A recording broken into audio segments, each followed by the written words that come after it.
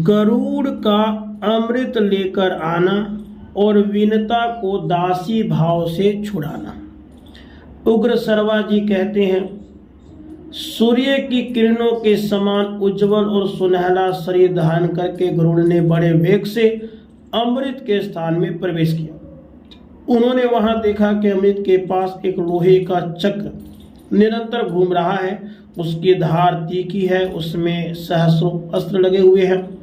वह भयंकर चक्र सूर्य और अग्नि के समान जान पड़ता है। उसका काम ही था अमृत की रक्षा।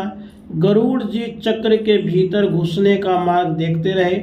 एक क्षण में ही उन्होंने अपने शरीर को संकुचित किया और चक्र के आड़ों के बीच होकर भीतर घुस गए। अब उन्होंने देखा कि अमृत की रक्षा के लिए दो भयंकर सर्प नियुक्त हैं। उनकी लपलपाती जीभें, चमकती आंखें और अग्नि सा शरीर है। उनकी दृष्टि से विष का संचार होता था। गरुड़ जी ने धूल झोंककर उनकी आंखें बंद कर दी। चोंचों और पंजों से मार मार कर उन्हें कुचल दिया। चक्र को तोड़ डाला। बड़े वेग से अमृत पात्र लेकर वहां से उड़ चले। उन्होंने स्वयं अमृत नहीं पिया, बस आकाश में उड़कर सर्पों के पास चल दिए। आकाश में उन्हें विष्णु भगवान के दर्शन हुए। गरुड़ के मन में अमृत पीने का लोभ नहीं है, यह जानकर अविनाशी भगवान उन पर बहुत प्रसन्न हुए और बोले, गरुड़, मैं तुम्हें वर देना चाहता हूँ, मन चाही वस्तु मांगो। गरुड़ ने कहा, भगवान, एक तो आप मुझे अपनी ध्वजा में रखिए, दूसरे मैं अमृत पिए बिना ही अजर अमर हो जाऊं। भगवान ने कहा, तथास्तु। गरुड़ ने कहा, मैं भी आपको वर देना चाहता हूँ, मुझसे कुछ मांग लीजिए। भगवान ने कहा, तुम मेरे वाहन बन जाओ। गरुड़ ने ऐसा ही होगा कहकर उनकी अनुमति से अमृत लेकर यात्रा की। अब तक इंद्र की आंखें खुल चुकी थी। उन्होंने गरुड़ को अमृत ले जाते देखकर क्रोध में भरकर वज्र चलाया।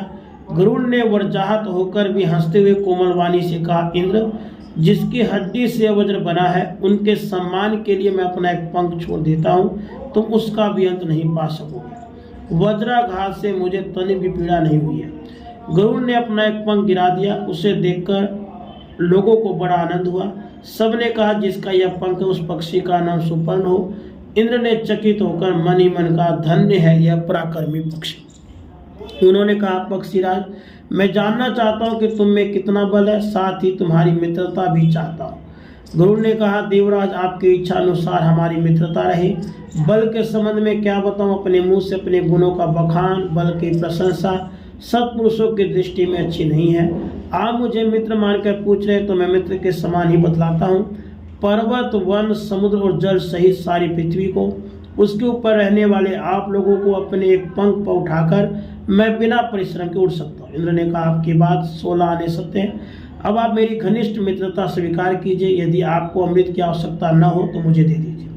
आप यह ले जाकर जिन्हें देंगे वे हमें बहुत दुख देंगे। गरुड़ जी ने कहा, देवराज, अमृत को ले जाने का एक कारण है। मैं इसे किसी को पिलाना नहीं चाहता हूँ।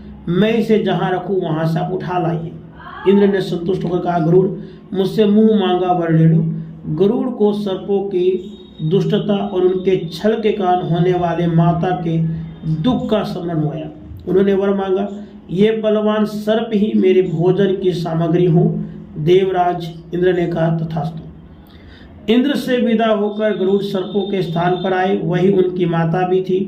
उन्होंने प्रसन्नता प्रकट करते हुए सर्पों से कहा, यह लो, मैं अमृत ले आया, परंतु पीने में जल्दी मत करो। मैं इसे कुशों पर रख देता हूँ, स्नान करके पवित्र लो, फिर इसे पीना। अब तुम लोगों के कथानुसार मेरी माता दासी पर से छूट गई, क्योंकि मैंने तुम्हारी बात पूरी कर दी। सर्पों ने स्वीकार कर लिया। जब सर्पगण प्रसन्नता से भरकर स्नान करने के लिए चले गए, तब इंद्र अमृत कलश उठाकर स्वर्ग में ले आया। मंगल करते उसे लौटकर सर्पों ने देखा अमृत उस स्थान पर नहीं था। उन्होंने समझ लिया कि हमने विनता को दासी बनाने के लिए जो कपट किया था उसी का यह फल है। फिर यह समझकर कि यह अमृत रखा गया था, इसलिए संभव है इसमें उसका कुछ अंश लगा हो। सर्पों ने कुशों को चाटना शुरू किया। ऐसा करते उनके जीभ के दो दो टुकड़े हो गए। अमृत का स्पर्श होने से कुश पवित्र माना जाने लगा। अब गरुड़ कृतकृत्य होकर आनंद से अपनी माता के साथ रहने लगे। वे पक्षी राज हुए। उनकी कीर्ति चारों ओर फैल गई और माता सुखी हो गई।